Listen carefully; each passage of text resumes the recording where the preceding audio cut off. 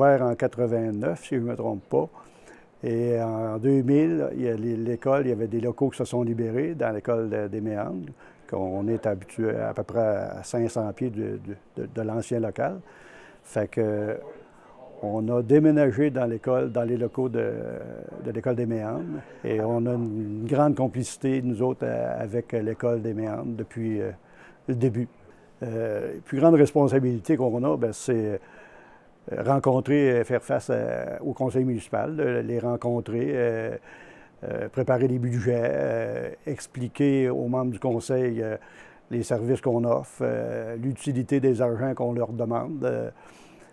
C'est surtout ça. Ensuite, au niveau des bénévoles, c'est un peu comme une entreprise. Même si c'est des bénévoles, on doit les diriger. Moi, je suis bien sensible à ça.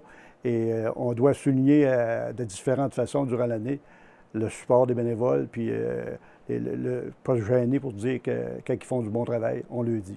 On a toujours eu une équipe assez forte à Saint-Léon. Il n'y a jamais eu de gros roulements de personnel.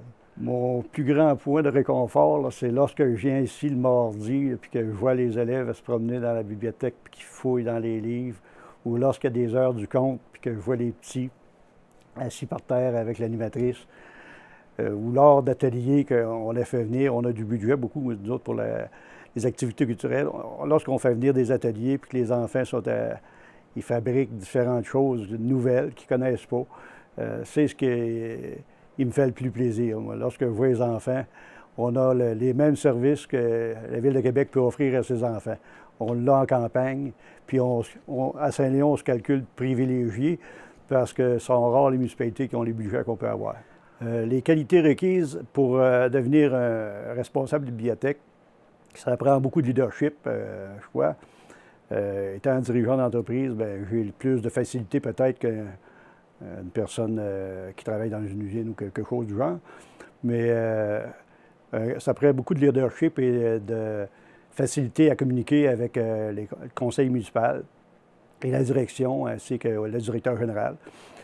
Aussi, ça prend beaucoup de souplesse pour travailler avec des bénévoles, parce qu'il y en a tous les caractères là-dedans.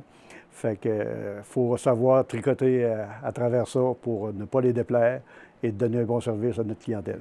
Je dirais qu'il y a 50 des bénévoles qui ont plus de 15 ans de bénévolat. C'est pas parce qu'ils m'aiment, ça ne doit pas, là.